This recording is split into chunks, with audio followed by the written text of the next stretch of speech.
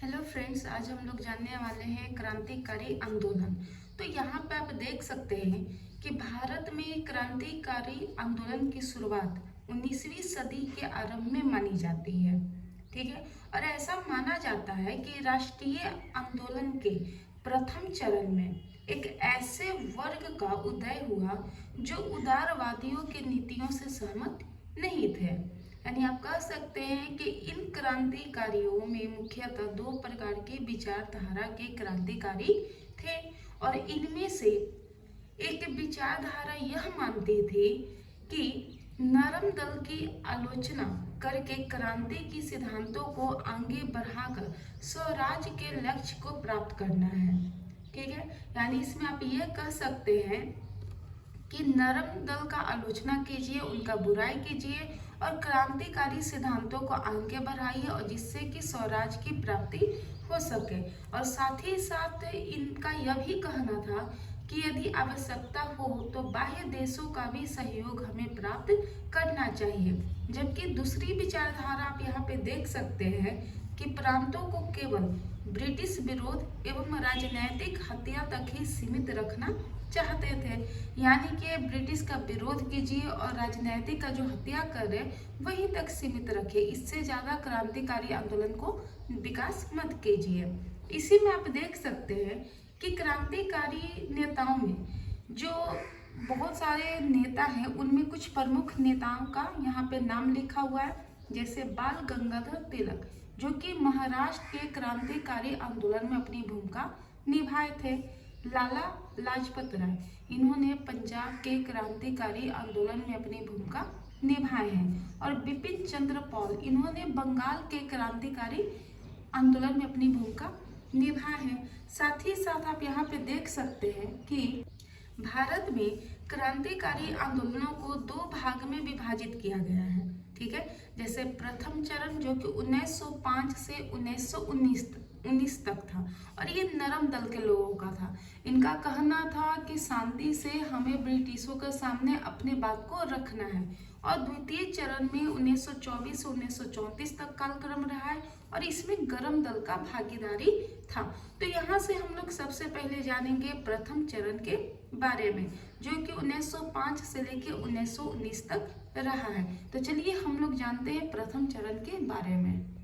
तो अगर हम लोग प्रथम चरण के बारे में बात करें, जो कि 1905 से 1919 तक कालक्रम रहा है, तो प्रथम चरण के क्रांतिकारी आंदोलनों को 3 भारतीय राज्यों एवं कुछ बाह्य देशों में प्रसारित देखा गया है। ठीक है, तो प्रथम चरण के जो 3 भारतीय राज्य हैं वो क्रमशः महाराष्ट्र, बंगाल और पंजाब हैं, जहाँ पे प्रथम चरण में क्रांतिकारी सक्रिय थे। वहीं पे कुछ बाह्य देशों के बारे में अगर बात करें तो यह संयुक्त राज्य अमेरिका, ब्रिटेन, कनाडा, फ्रांस और रूस इत्यादि देशों में क्रांतिकारी आंदोलन प्रथम चरण के दौरान विकास किया था।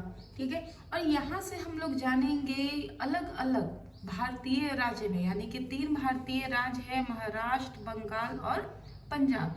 तो इन तीनों के बारे में हम लोग जानेंगे कि कैसे इन स्थानों पे क्रांतिकारी घटनाएं हुए हैं और इनमें किन लोगों ने भाग लिया है। तो सबसे पहले हम लोग जानते हैं महाराष्ट्र की क्रांतिकारी घटनाएं। तो अगर हम लोग बात करें महाराष्ट्र की क्रांतिकारी घटनाएं के बारे में, तो 1918 में विद्रोह समिति के रिपोर्ट, ठीक है, 1918 में विद्रोह समिति का रिपोर्ट प्रकाशित हुआ, और इस रिपोर्ट के आधार पर महाराष्ट्र के चित्पावन ब्राह्मणों को भारत में पहली क्रांतिकारी घटना के लिए जिम्मेदार माना गया है। ठीक है, तो विद्रोही समिति, विद्रोह नहीं विद्रोही, विद्रोही समिति रिपोर्ट आया, और इसी के आधार पे क्या होता है कि महाराष्ट्र के चित्पावन ब्राह्मणों को भारत में पहली क्रांतिकारी घटना के लिए जिम्मेदार ठहराया गया है। ठीक है, और साथ ही साथ 1897 में महाराष्ट्र के चापेकर बंधु, जिनका नाम बालकृष्ण और दामोदर जी था, इन्होंने पूना के प्लेग कमिश्नर रैंड रमहर्स्ट की हत्या कर दी थी। ठीक है, और इसी घटना को भारत की पहली क्रांतिकारी घटना भी कहा गया। इसी घटना को आप क्या कह सकते हैं, इसी घटना को भारत की पहली क्रांतिकारी घटना भी कहा गया है। पहली क्रांतिकारी घटना के नाम से भी इसे जाना जाता है। ठीक है। और चापेकर बंधु जो थे वो महाराष्ट्र के हिंदू धर्म संघ नामक संस्था से जुड़े हुए थे। तो ये चापेकर बंधु किस संस्था से जुड़े हुए थे? तो हिंदू धर्म संघ नामक संस्था से चापेकर बंधु जुड़े हुए थे, यानी बाल कृष्ण और दामोदर जी। ठीक है। और यहीं से आप देख सकते हैं कि महाराष्ट्र में एक अन्य क्रांतिकारी संस्था रहता है जिसका नाम आर्य बांधव समिति रहता है। इसकी स्थापना बाल गंगाधर तिलक ने किया था। और साथ ही साथ यहाँ पे बाल गंगाधर तिलक जी ने कई धार्मिक आयोजन भी करवाए, जैसे कि शिवाजी महोत्सव, गणपति महोत्सव। और ये सारे धार्मिक आयोजन करने का एक ही लक्ष्य था कि जन साधारण जो है इस क्रांतिकारी से, इस आंदोलन से ज़्यादा जुड़ सके। तो यहाँ पे आप देख सकते हैं कि किस तरीके से बाल गंगाधर तिलक ने धार्मिक आयोजन करवाए और यहाँ पे शिवाजी महोत्सव और गणपति महोत्सव के माध्यम से जन समुदाय को क्रांति से जोड़ने का प्रयास भी किया है। और बाल गंगाधर तिलक ने केसरी समाचार पत्र में भी यह लिखा कि यदि धर्म की स्थापना हेतु अपने गुरुजनों एवं संबंधियों की भी हत्या करनी पड़े तो हमें पीछे नहीं हटना चाहिए। यानी इन्होंने साफ साफ ये कहा कि धर्म की स्थापना जरूरी है। ठीक है। और अगर अपने गुरुजन, अपने सगे संबंधी की भी हत्या धर्म के लिए कर दीजिए तो वो कोई पाप नहीं रहेगा। इस तरीके से केसरी समाचार पत्र के माध्यम से बाल गंगाधर तिलक ने अपने कथन को सामने रखा है।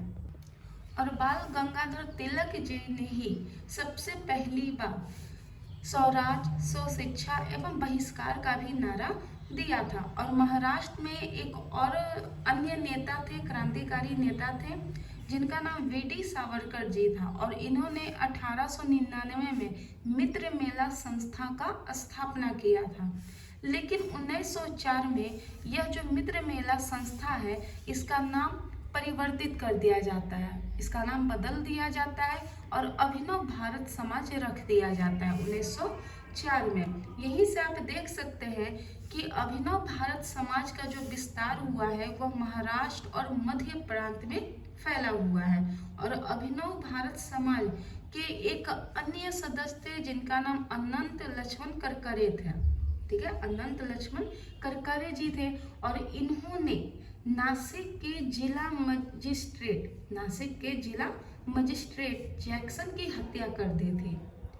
जैक्सन की हत्या कर दी, जिसके पश्चात इस हत्या के बाद क्या होता है कि वीडी सावरकर का, इस हत्या के बाद वीडी सावरकर के जो भाई रहते हैं गणेश सावरकर जी, तो इन पे मुकदमा चलाया जाता है। किस षड्यंत्र के तहत? तो नासिक षड्यंत्र के तहत। और गणेश जी को क्या किया जाता है? इन पे केस मुकदमा चलाया जाता है। और इस मुकदमा के दौरान नासिक षड्यंत्र के दौरान गणेश जी पे कौन सा षड्यंत्र होता है? नासिक षड्यंत्र केस। ठीक है। तो नासिक षड्यंत्र केस के द्वारा गणेश जी को आजीवन कारावास की सजा दी जाती है। तो इस तरीके से आप देख सकते हैं कि किस तरीके से महाराष्ट्र में क्रांतिकारी घटनाएं हुई हैं। इसके बाद हम लोग जानेंगे बंगाल में क्रांतिकारी आंदोलन के, बंगाल में किस तरीके से क्रांतिकारी घटनाएं हुए हैं। अगर हम लोग बंगाल में क्रांतिकारी आंदोलन के बारे में बात करें तो बंगाल में 1902 में एक क्रांतिकारी संस्था जिसका नाम है अनुशीलन समिति की स्थापना की गई। और अनुशीलन समिति के जो संस्थापक थे उनका नाम पी मित्र था। ठीक है। परंतु बंगाल में अगर देखा जाए तो इस समिति की बहुत ही ज़्यादा शाखाएं जो थी, बहुत ज़्यादा जो ब्रांचेज थी वो ढाबा में था। साथ ही साथ अनुशीलन समिति जो था तो एक तो मिदानपुर में था जिसके संस्थापक थे ज्ञानेंद्र बसु जी, और कलकत्ता में थे जतेंद्र बनर्जी एवं भूपेंद्र नाथ जी। तो अनुशीलन समिति का जो संस्थापक कलकत्ता में किए थे वो किए थे जतेंद्र बनर्जी और भूपेंद्र नाथ जी ने। साथ ही साथ आप यहाँ पे देख सकते हैं कि अनुशीलन समिति के अलावा भी कई अन्य संस्थाएं भी बंगाल में सक्रिय हुई हैं, जैसे कि स्वदेश बांधन समिति जिसके संस्थापक अश्वनी कुमार दत्त जी हैं, सुहृदय समिति जिसके संस्थापक माघवेंद्र जी हैं, ठीक है। और इस बंगाल में क्रांतिकारी आंदोलन में जो प्रमुख व्यक्ति थे, जो प्रमुख नेता थे, उनका नाम अरविंद घोष, हेमचंद्र कानूंगो है, ठीक है। इन लोगों ने बंगाल के क्रांतिकारी आंदोलन में अपनी प्रमुख भूमिका निभाई है। साथ ही साथ आप यहाँ से देख सकते हैं कि अरविंद घोष जी ने पहली बार भारत को भारत माता के नाम से बुलाया था और इन्होंने ही कहा है कि भारत केवल भूमि का टुकड़ा नहीं है बल्कि करोड़ों लोगों की भावनाओं का पुंज है, ठीक है। और इन सभी बातों को इन्होंने अपनी पुस्तक भवानी मंदिर में लिखा था। कौन? अरविंद घोष जी ने, ठीक है। और साथ ही साथ अरविंद घोष जी ने एक अपना समाचार पत्र के माध्यम से भी लोगों को जागरूक किया है वंदे मातरम से। और इन्होंने उदारवादियों के लिए एक बुक लिखा जिसका नाम न्यू लैम्प फॉर ओल्ड है। और अगर कहा जाए तो बंगाल का एक अन्य प्रसिद्ध समाचार पत्र भी है जिसका नाम युगांतर है, जिसके संस्थापक भूपेंद्र नाथ दत्त जी हैं, ठीक है। तो यहाँ से आप देख सकते हैं कि किस तरीके से बंगाल में लोगों को जोड़ा गया इस आंदोलन के माध्यम से। इसी में आप देख सकते हैं कि 1908 में हेमचंद्र कानूंगो जी, ठीक है, जो कि मनिकतल्ला में एक बम बनाने के षड्यंत्र में क्या थे? शामिल थे। तो हेमचंद कानूंगो जी जो थे बम बनाने के षड्यंत्र में शामिल थे। इनको 1908 में बम बनाने के कारखाने में गतिविधियों का प्रोत्साहन मिला था, ठीक है। और साथ ही साथ 20 अप्रैल 1908 में प्रफुल्ल चाकी और खुदीराम बोस ने, ठीक है, बंगाल प्रेसिडेंसी के मजिस्ट्रेट किंग्सफोर्ड की हत्या का प्रयास किया और इसीलिए प्रफुल्ल चाकी और खुदीराम बोस पे मुकदमा चलाया गया अलीपुर षड्यंत्र के माध्यम से, ठीक है। और इस अलीपुर षड्यंत्र केस के तहत इन पे मुकदमा चलाया गया। पुलिस से बचने के लिए प्रफुल्ल चाकी जी ने आत्महत्या कर ली और खुदीराम बोस को ब्रिटिशों के द्वारा फांसी दिया गया। तो आप इस तरीके से देख सकते हैं कि किस तरीके से बंगाल में भी क्रांतिकारी आंदोलन हुए हैं। और इसी घटना के बाद ब्रिटिशों ने मनिकतल्ला पे छापा मारा और छापा मारने के दौरान 34 भारतीय क्रांतिकारियों को पकड़ा गया, ठीक है। भारतीय 34 क्रांतिकारियों को पकड़ा गया और इन पे भी अलीपुर षड्यंत्र केस के तहत ही वारिंद्र घोष को आजीवन कारावास दिया गया। और अरविंद घोष को इन पे जब मुकदमा चलाया गया तो साक्ष्यों का अभाव था, मतलब इनके खिलाफ कोई प्रूफ नहीं था, जिसके अभाव में अरविंद घोष को छोड़ दिया गया। और इसके बाद अरविंद घोष राजनीतिक से संन्यास ले लेते हैं और पांडुचेरी में इन्होंने आश्रम की स्थापना की है। पांडुचेरी में अरविंद घोष ने आश्रम की स्थापना की है। तो इस तरीके से आप भी ये देख सकते हैं कि किस तरीके से बंगाल में क्रांतिकारी आंदोलन हुए हैं। इसके बाद आप भारतीय राज्यों में अगर कहा जाए तो पंजाब में भी क्रांतिकारी आंदोलन हुए हैं जिसमें कई नेताओं ने अपनी अहम भूमिका निभाई है। तो चलिए अब हम लोग जानते हैं पंजाब में क्रांतिकारी आंदोलन। पंजाब में क्रांतिकारी आंदोलन के बारे में अगर बात करें तो इसका प्रारंभ लाला लाजपत राय, अजीत सिंह और सूफी अम्बा प्रसाद जी ने किया था। अजीत सिंह जो कि भगत सिंह के चाचा भी हैं। अजीत सिंह कौन है? सरदार भगत सिंह के चाचा थे और इन्होंने भारत माता नामक समाचार पत्र का प्रकाशन किया था। लाला लाजपत राय जी ने पंजाबी समाचार पत्र का प्रकाशन किया और इसके माध्यम से इन्होंने क्रांतिकारी आंदोलनों को भी प्रसारित किया है। अमेरिका में अगर कहा जाए तो अमेरिका में गदर आंदोलन के बाद, ठीक है, गदर आंदोलन के बाद यहाँ पे मैं लिख देती हूँ, गदर आंदोलन के बाद क्रांतिकारी गतिविधियों का अगर कोई केंद्र बना है तो कौन बन गया? पंजाब बन गया। ठीक है, और पंजाब बनने के बाद अजीत सिंह ने लाहौर में एक संस्था बनाई जिसका नाम अंजुमाने मुहिब्बाने सभा है। अंजुमाने मुहिब्बाने सभा बनाया और इसका गठन कौन किए हैं? तो अजीत सिंह ने किया है। और अजीत सिंह जब गठन करते हैं तो ये ब्रिटिशों के दमन से बचने के लिए अजीत सिंह और सूफी अम्बा प्रसाद जी दोनों कहाँ चले गए? अफगानिस्तान चले गए। तो इस तरीके से आप देख सकते हैं कि किस तरीके से पंजाब में क्रांतिकारी आंदोलन हुए हैं। इसी आंदोलन में आप देख सकते हैं कि कुछ विदेशी आंदोलन भी हुए थे। ठीक है, जैसे कि लंदन हो गया और संयुक्त राज्य अमेरिका हो गए, अफगानिस्तान हो गए। तो अगले लेक्चर में हम लोग जानेंगे कि विदेशों में क्रांतिकारी आंदोलन कैसे हुए हैं और इसके बाद हम लोग जानेंगे क्रिप्स मिशन, कैबिनेट मिशन और किस तरीके से भारत का संविधान बना और भारत देश आज़ाद हुआ।